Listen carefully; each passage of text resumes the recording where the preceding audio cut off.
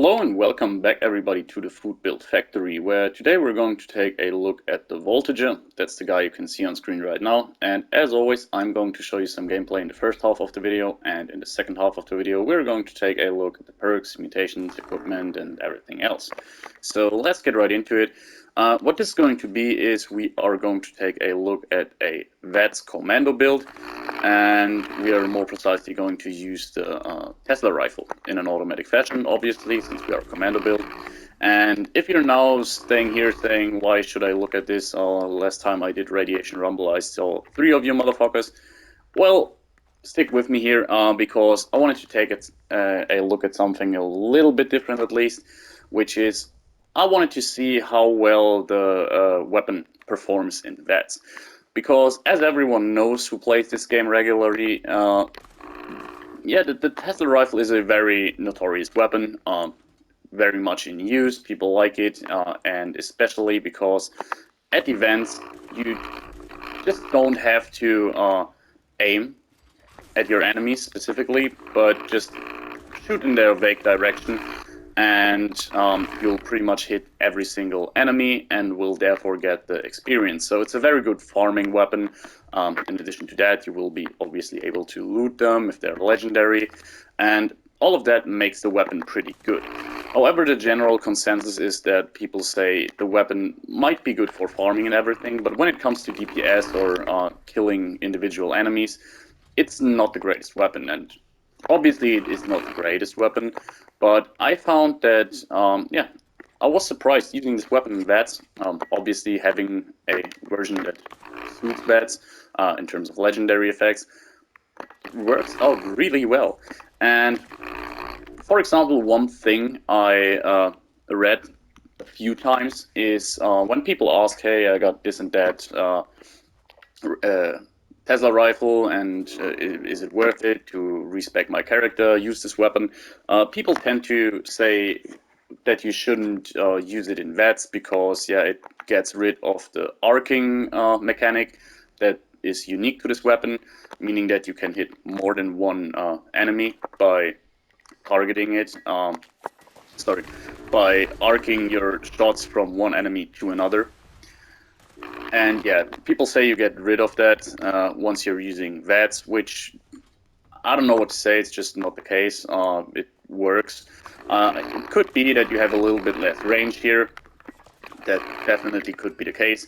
But in general, I do find that if enemies stand vaguely close to each other, you definitely still have the ability to hit multiple enemies.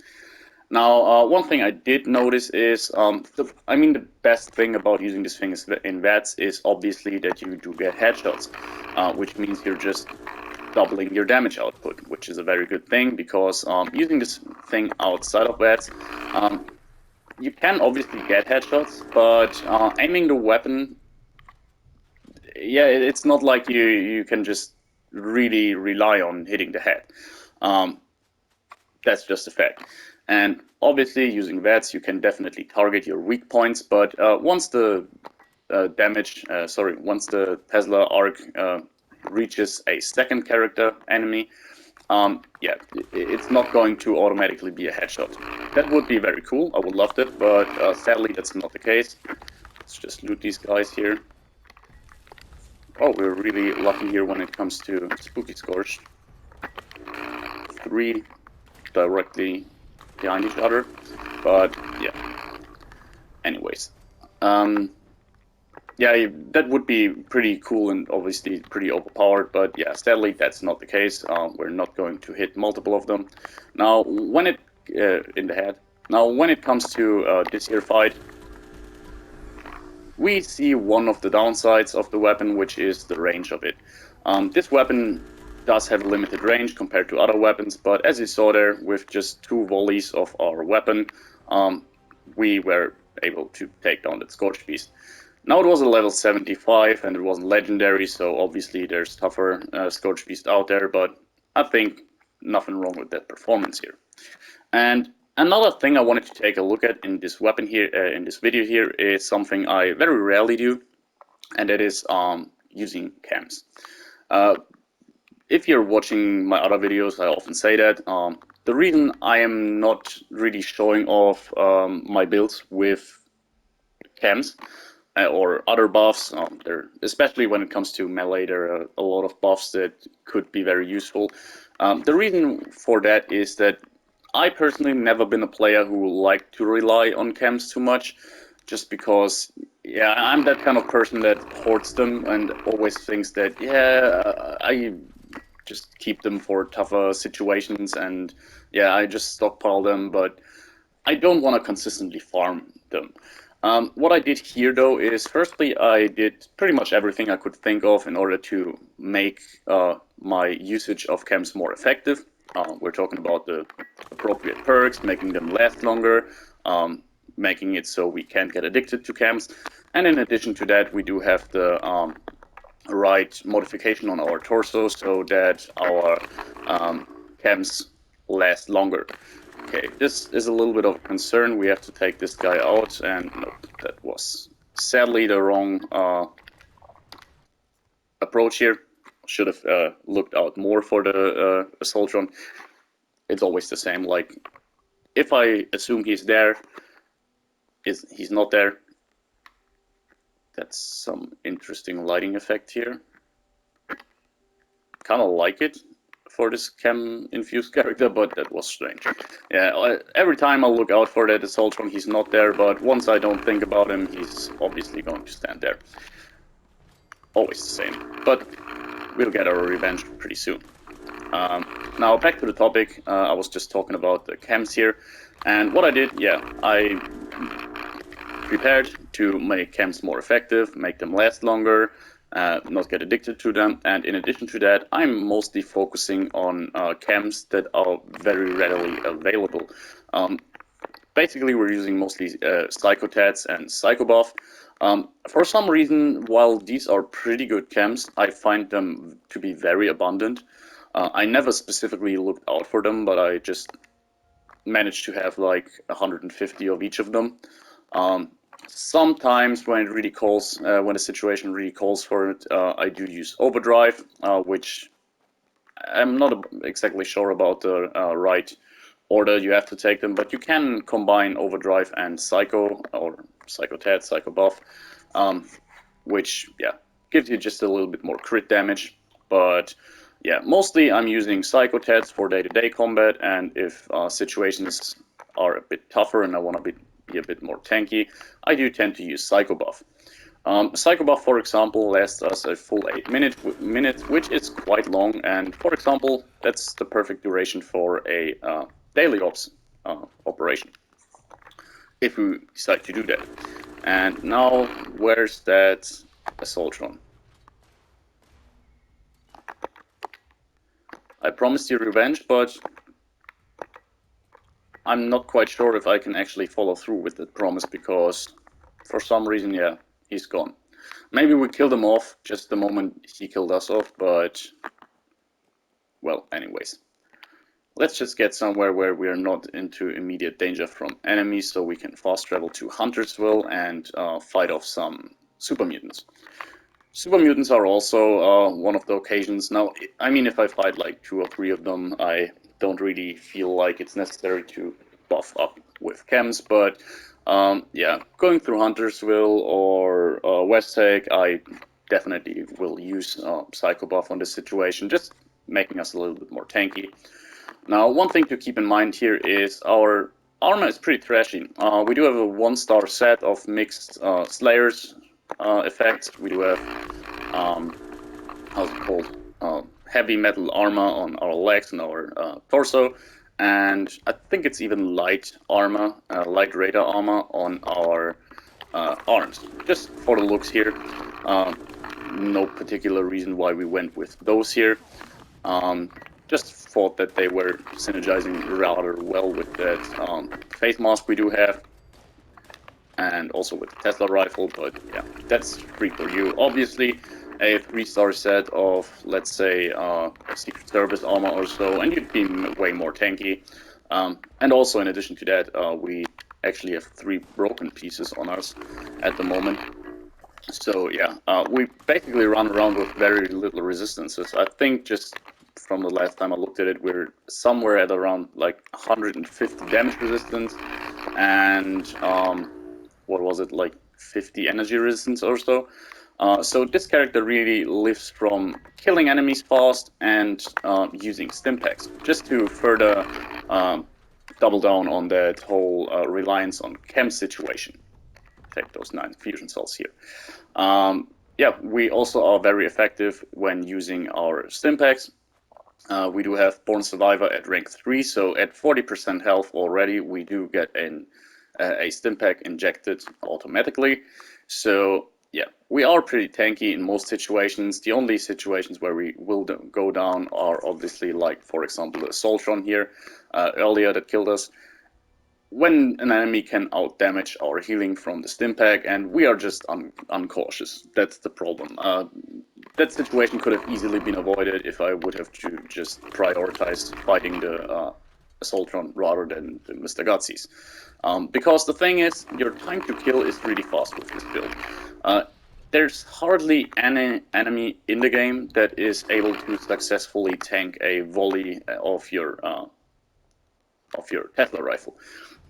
Like 15 shots to the head with the appropriate amount of crits that come with it, and maybe even the chem buffs. That's a lot of damage that can stack up really nicely. So yeah, unless we're talking about stuff like sheep squatches or so, we can take down pretty much every single enemy very fast. Also a very good build for daily ops in my opinion. So yeah, worked out pretty well. Like, I was able to finish most of them. Obviously, stuff like Resilient or so can be really bothersome, but yeah. Anyways, so I really like this game, this gameplay on this character. I wouldn't. I mean, I was sure that it would work out pretty well, but I was under the impression that I would probably not bother too much with this build. Just because, yeah, as I said earlier, I'm typically not someone who really likes to use buffs and so on, but I actually found myself dragging this video here out quite a bit. I'm basically playing for nearly 2 weeks with this build now, just because I enjoy it so much. And really, it's the most fun I had with the Tesla rifle in this game. I find it pretty... I don't know, I just don't like to use the Tesla rifle and just spam it everywhere in most situations, just because it's not very ammo efficient. But yeah, using it that way, I actually found that the ammo consumption was pretty okay. I didn't really have a problem here. I was crafting like 6,000 fusion cells, and they lasted me quite a while, doing the occasional daily ops to farm enemies, meaning that I didn't try to finish them in 8 minutes, but just kill an enemy, instantly loot the fusion cells, which you have to do, sadly, with the Tesla rifle, because if you're not looting them immediately, the ash piles that are left will not have any fusion cells left in them. So, but anyways, farming like 1,000 shots or so, 1,000 fusion cells, was really a matter of just 15 minutes or so, and wasn't too bothersome. So actually, yeah, in terms of ammo, I did quite well. The condition on this weapon is great. It holds forever. We started this video with pretty much exactly 100% condition, and I'm pretty sure we just went down to like 90% or so, if even. I just heard another enemy here, but yeah, there it is. And lastly, back to the topic of having trashy armor. One thing that would certainly not hurt this build here is some powered pieces to help with our AP refresh, but as I saw during the video, running out of action points certainly wasn't a problem at no point. And yeah, that was it when it comes to the gameplay part of the video. I hope you enjoyed it. I think the gameplay spoke for itself, was pretty good, pretty good time to kill and pretty much everything. And yeah, taking a last look at our guy here, and now we're going to take a look at our mutations and so on. Starting off with them, here they are. You see, we still are under the influence of the psycho buff we took in Huntersville. We would have 2 minutes left. 1 at this point here, but yeah, 25% extra damage, 3 strength, 3 endurance, and max HP. Now, the extra strength obviously doesn't do anything for us except boosting our carry weight, but extra endurance and max hit points are certainly nice, giving us just a bit more survivability here. And then we are under the influence of red worms, but let's just forget about that for a moment and take a look at our mutations, which, as you can see, are not a great deal here. We do have Bird Bones, Eagle Eyes, Marsupial, Speed Demon, and Electrically Charged. So Bird Bones and Eagle Eyes, pretty straightforward combination for a Vets character. Extra agility for extra action points to use. Eagle Eyes, extra perception, means our hit chance is better, and extra crit damage, also very beneficial here. Then we do have Marsupial and Speed Demon, faster reload speed, faster movement speed, very beneficial here. Especially the reload speed. We do reload our weapon relatively often. The clip size is pretty small. We just have 15 shots before we have to reload, so extra reload speed definitely a good thing here. And lastly, we do have Marsupial for more jump height and carry weight. Never a bad decision. And one that I forgot is just electrically charged here. Chance to shock melee attackers. Pretty straightforward here. It doesn't benefit us a whole lot. I just thought it was kind of appropriate for this character. So if an enemy gets through and gets a hit on us, sometimes, yeah, you can see that you're having this kind of electric explosion around you, damaging your enemies a little bit. It's basically just for the visuals. I don't really rely on the damage or anything. Now, you could obviously do quite a lot here, but yeah, Grounded, for example, would just be a pretty big debuff to our energy weapon here. So that would not be the best decision. Scaly Skin could be a good decision. A few less action points we could definitely live with in exchange for 50 damage and energy resistance. But on the other side, as I already said, we're not really relying on resistances too much here. This character is basically designed so it can pretty much perform without with 5 broken pieces of armor. We're just stim packing up here. Obviously, go for higher damage and energy resistances if you want to be more tanky, but it just never felt necessary for me on this character here. Then we go on to our equipment, and here it is. Turns out I was pretty spot on with the condition here. Maybe it's not 90%, but rather 85 or 80%, but still, it held on pretty well. I do have the silver shroud skin for the Tesla rifle, which I really like, just making it a bit more rusty, and yeah, I like it. What should I say? It's not too crazy, that's what I like about it, probably. In terms of effects, we have an anti-armor, less vats cost Tesla rifle with the inertial effect, meaning that when we kill an enemy, we do refresh. I think it's 15 AP. So anti-armor, very good for basically all the energy weapons. Pretty much my favorite effect in general, but especially for energy weapons. Just giving us straight up more damage in most situations, at least in those situations where we need it. And less vats cost, obviously very beneficial for our playstyle. I did play with with Tesla rifles that didn't have the less vats cost effect, and while it's definitely still possible, there's not a whole lot we can do here in order to reduce our AP cost in terms of modifications and so on. So the legendary effect is quite beneficial, and Inertial just doubles down on that. Overall, we're just we're just having a bit of a better time with our action points.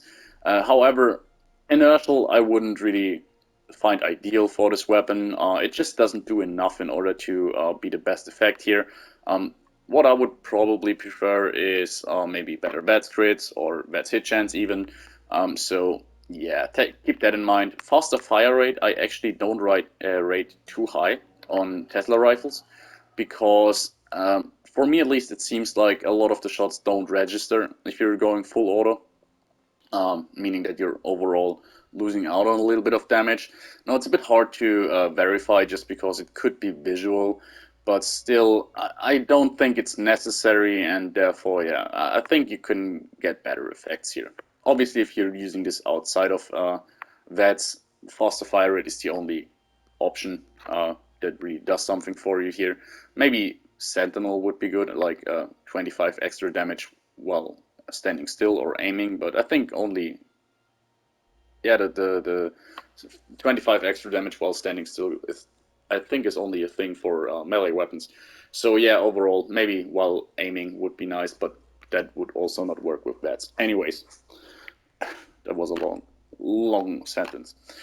When it comes to modifications, yeah, we do have the automatic barrel here and the reflex sight, so that's pretty much all we can do. We could change barrels here. Initially, when I started this build, it was planned as a rifleman character, and while in terms of performance, I had nothing bad to say about it. Like, it was working perfectly, and I would have actually preferred it over the commando route.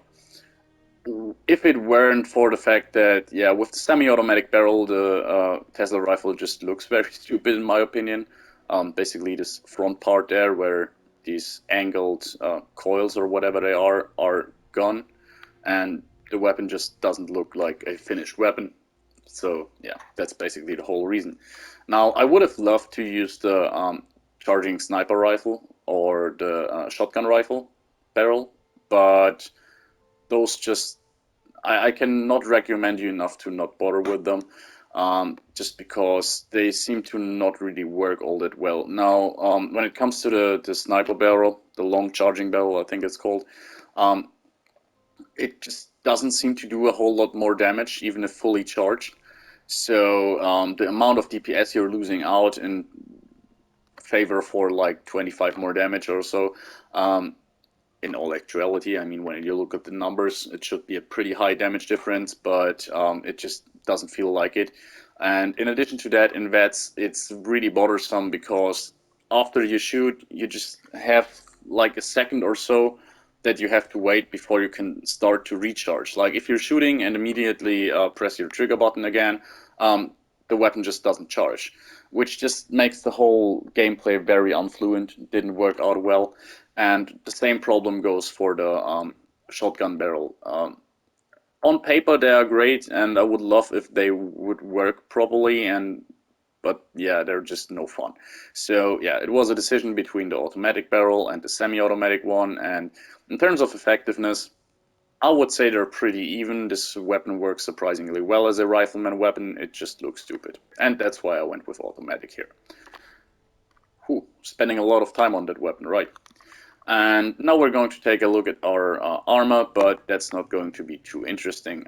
We do have a heavy metal armor chest piece with polished metal, just for good resistances here, and the Biocom Mesh modification. That's the interesting part. Biocom Mesh modification makes it so our cams last 50% longer, which stacks up with the appropriate perk we're going to take a look at in a second. Other than that, it's an Assassin's piece. Would have loved if this was Troubleshooters, because, yeah, as you see, we do have an Exterminator's piece, Ghoul Slayers, Mutant Slayers, Zealots, and Assassins. So we're getting 15% less damage from most of the enemies. I think Mole Miners don't count to any category, but yeah, we're pretty much covered. The thing is, Assassins is the most unnecessary one in my opinion, just because, yeah, human enemies go down very fast and are pretty squishy, so they're not a big problem, and troubleshooters would be good for robots, which tend to be more troublesome. Exterminator's not the most important one, but yeah, mutant slayers and troubleshooters are my favorites. But other than that, yeah, 3 broken pieces here. Only the left leg is still intact, and our chest piece here. So that's something to take into consideration. Here we see it, we only have 160 damage and 37 energy resistance, so yeah, our resistances are pretty much not existent. So yeah, anyways, that was it in terms of equipment. I mean, maybe let's take a look at our apparel. Raider Demolisher mask was a, pretty sure it was a reward from the last scoreboard. Chemist's backpack, very important here, just because we are relying on chems a lot. And yeah, I went with the shielded marine wetsuit as an under armor. Not the best option here. Probably would have gotten more out of using some of the radar under armor for extra agility and perception, just so we have a bit more action points. Because on this situation, yeah, strength, perception, and endurance. Perception, obviously not the worst decision here. It's nice to have. Endurance just giving us a few more hit points, and strength just boosting our carry weight. Other than that, it has no effect for us. But ultimately, I went with this just because I thought it was rather fitting for the character. And lastly, this is one of those characters where none of the options are particularly necessary. Yeah, other than the few extra action points from extra agility, there's nothing we could desperately need here. And with that being said, we're going over to our perks here, looking at strength, just rank 3 blocker, nothing more. Pretty straightforward here, good damage reduction. We're relatively flimsy, and if a melee enemy comes through to us, which happens relatively rarely, yeah, we do take significantly less damage, 45% less to be more precise. So that's a very beneficial thing here. And then we look at perception, which is probably the most interesting part here. As you can see, we have rank 1 of Master Commando, rank 3 of Commando, and rank 3 of Expert Commando. The 2 points we were not using for Master Commando here went into Ground Pounder, which makes it so our weapon reloads a little faster. So that's definitely a nice thing to have here, since we are reloading a lot. And while I would love to have it maxed out here, I needed 1 rank of Concentrated Fire, so I was able to target weak spots, which basically is the best thing about using this thing in wets. And lastly, we do have 2 points of Grenadier. Now, obviously, you could play around a lot more with your perks here and be a bit more efficient when it comes to damage output, not using Grenadier. The thing is, Grenadier, as I'm pretty sure a lot of you are aware, does affect the range that your shots arc. So it greatly increases the range that enemies can be apart from each other and still be hit with 1 shot. So I think it's a very beneficial thing here, and ultimately was more important than giving me 5 or 10% more additive damage. So yeah, for a commando character, there's a lot going on here. And lastly, forgot to mention Tank Killer. Now, this is, in my opinion, the most important one here, just giving us yet more armor penetration and a chance to stagger. Very nice here. Then we do have Endurance, which is at 8, so not the highest, not the lowest, pretty mediocre, but yeah, we do have Fireproof, which is always a good pick in my opinion. Then we do have Chem Resistance and Chem Fiend. Those are the ones that really are important to this character specifically. So Chem Fiend does double the amount of time that we can use our chems, which is very beneficial. It stacks with the Biocom Mesh modification on our torso armor. And then we do have Chem Resistance, so we are immune to getting addicted. Now, Chem Resistance possibly is a bit of a waste here, depending on how you like it. I personally just, as I said, pretty much only use the Psycho buff and Psycho Tats, so that would just be one debuff, 1 withdrawal. If we are addicted to those chems, I think it's -1 agility and -10 to our damage resistance, so the debuff wouldn't be crazy, especially since if we are under the influence of the chem, we don't actually suffer from the debuff as far as I'm aware, and therefore, yeah, since we're using these a lot, maybe you don't need chem resistance, it's just something you have to find out for yourself.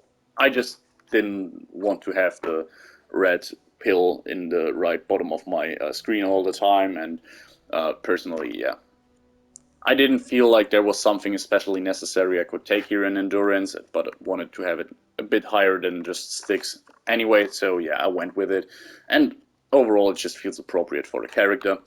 I mean, one pick that would have been interesting to take here would maybe be Adamantium Skeleton, but since we're very oftenly using Stimpaks, I thought that wasn't necessary as well, just because, yeah, our broken limbs will be healed pretty soon anyways. Then we do have Tenderizer. Rarely see a perk, a build of mine without it. It's just similar to Starch Genes. It's just one of those perks that's pretty much always beneficial. It's never a bad decision to take it. So therefore, yeah, I went through with it yet again, just giving us a little bit of an edge when it comes to damage.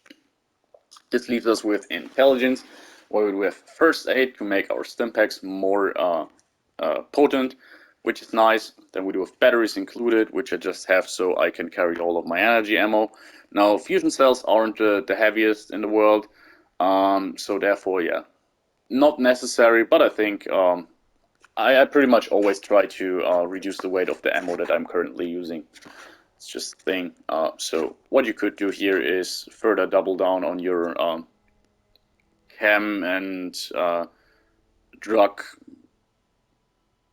savvy guy by using the one that improves your ability to heal radiation with red away and so on, but yeah, didn't really felt like that was necessary here. So yeah, I went with batteries included, and lastly we do have rank 1 of chemist, just so crafting chems is more efficient, which obviously works very well with this build.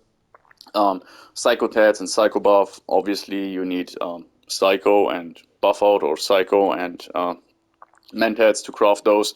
And yeah, if you combine that and take your time every now and then, you pretty much will never run out of chems without having to farm for certain base materials, just by combining all the chems you find.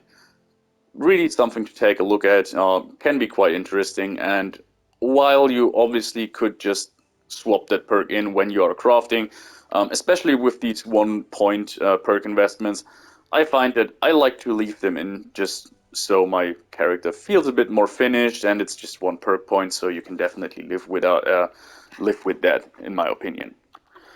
Then we go on to agility, which is maxed out at 15. We have Action Boy, Marathoner, Bone Survivor at rank 3, Gunfu at rank 1, and Adrenaline. So starting from the bottom here, Adrenaline, obviously a very good perk, as always. So it's there, similar to Tenderizer. I mean, this one sometimes I don't use just because I have other things going on in agility that I prefer, but if you have the points, always a good decision for extra damage. Then we do have Gunfu. Rarely do I max out Gunfu. Mostly I use rank 1 just so I can use the gimmick of switching to another target automatically after finishing it off. Then we do have Bone Survivor at rank 3, already mentioned that during the video. At 40% health we automatically use a stim pack. As I said, we are pretty flimsy, so chance is if we are only activating a stim pack at 20% health, we are maybe just 1 or 2 shots away from being downed, and that means, yeah, already using a stim pack at rank 4 at 40% health is a sensible decision here. It just makes me survive a lot more. I started playing this build with rank 1 and I was dying way more often, so yeah, with rank 3 and overall, I don't think I'm using way more stim packs. The thing is, if you are in a situation where you are down to 40% health, usually it won't take long until you're down to 20% health. So typically how encounters go is either you're just fast enough to take down your enemies before they get a shot in on you anyways, or there's a larger group that will shoot at you, and in that case you will go down to 40 or 20% health. It doesn't really matter. So yeah, rank 3 was the sensible decision here in my opinion, and just, I mean, it's something like, I personally find that keeping up with stimpaks is not a big trouble, especially since daily ops are a thing. So yeah, if you are someone who says I'm always running out of stimpaks, obviously this build isn't for you, but I think you're probably not a person that enjoys using chems either. So yeah, there's that. Then we do have Marathoner, and maybe you noticed it during the video, but we can sprint forever here. Like, we have relatively good endurance, very high agility, and Marathoner. That means that we can sprint pretty much everywhere, and still, if we approach a location with enemies, we mostly have something like 80% of our AP left still. So this is a little bit of a convenience thing. For example, if you were having multiple pieces of armor with the powered legendary effect and can refresh AP very fast, this might not be necessary here and you could go for something else. But I find it very convenient, and One of you even mentioned it. I mean, it's like a month ago or so. If I have considered using Marathoner in a certain build, and I do like the perk. It's one that's very overlooked in a lot of situations, but I always liked it just because, yeah, it makes it so I don't have to take too much care of how I approach situations. I can just sprint everywhere and still have enough AP left to start off a fight. And lastly, we do have Action Boy, basically our only perk or mechanic that increases our AP refresh, and it's really necessary. I mean, still we do have relatively slow AP refresh, but yeah, Action Boy helps a lot here. It's definitely something I would recommend, and as I said, try to get better armor with more power pieces to further improve that build. And that leaves us with luck here. We do have Grim Reaper Sprint, very obvious pick here. In most situations when I'm using vats, I want to have Grim Reaper Sprint, just so we have a chance to completely refresh our action points when we kill an enemy, and yeah, just makes it so we have to waste way less time waiting for our action points to refresh. Then we do have better criticals and the combination of better criticals and critical savvy, to be more precise. So we only consume 55% of our critical meter. Our criticals do more damage, and with the amount of luck we do have, that means that we get a crit on every third shot. Could be higher, but that would mean we have to invest a whole lot here. The only other thing we do have for crits is one rank of 4-leaf clover, just because I wanted to have luck maxed out, and I had 1 point left here that I didn't really feel like anything else could be good here. So yeah, just giving us a little bit of a chance here and there. We won't see 4-leaf clover in action too often though. And that leaves us with Starch Jeans and Quick Hands. Now, Starch Jeans, very obvious, we want to keep our mutations and not get any new ones. And Quick Hands, now this is one I swapped out for quite a few different perks. I was using these 3 perk points a while for 4-leaf clover, trying to see if that makes a big difference, luck of the draw, but then yeah, the condition was very good. I was considering Class Freak just so I don't have the debuffs, but ultimately I thought most of my debuffs are just to strength and so on, and yeah, that just affects my carry weight, so it felt like a little bit of a waste. I went with Bloody Mess for just straight up a bit more damage, but I didn't really feel like I was getting a way better performance here. And yeah, Ricochet was a big contender here, just so maybe I have a bit more tankiness, psychopath. I think you get the point here. There's a lot we could have done. For a long while, I went with Tormentor. This was because I was thinking, well, if I go against tougher targets, I can immobilize them. But after fighting a few sheep squatches and so on, just jumping around a little bit, I can take them down pretty fast, so that didn't felt necessary to use Tormentor either. And lastly, I went with Quick Hands. We do reload very often. In a lot of situations, I do make tactical reloads and not empty my magazine, so I don't have a chance to use Quick Hands at all. But in situations where I do have to reload during a fight, that's usually the toughest situations, and having Quick Hands go off here can be very efficient, especially if you're going against tougher targets that you just have to mech dump, like the aforementioned Sheep Squatch, for example. Yeah, this really gives you a DPS boost, and therefore, yeah, Quick Hands made it into the video. And yeah, with that all being said, the only thing that's left here is legendary perks, and look at that, this is boring, right? So for once, we just have boosted our perk points, just so we can use more perks and everything. We do have extra strength, endurance, intelligence, perception, and luck, and agility. No ward rats, no follow through, no taking one for the team. Yeah, I just went all in and tried to see how much perk points I can get, and I thought that was a sensible decision here. So yeah, not a lot to say here. I think you get the point. Anyways, I think the only thing that is noteworthy to mention is agility and luck. They don't give me extra perks. They are maxed out at standard, but so we do have 15 agility and 15 luck basically from the get-go, and these just boost the passive effects. More action points, faster crits, and yeah, that's it. At least At least I think so. But I think you get the point here. And yeah, that was it. Let's take a look at our thumbnail here, which is kind of chem-induced. It's the appropriate filter, the jet filter. So yeah. Anyways, guys, I hope you enjoyed the video and see you next time. Bye.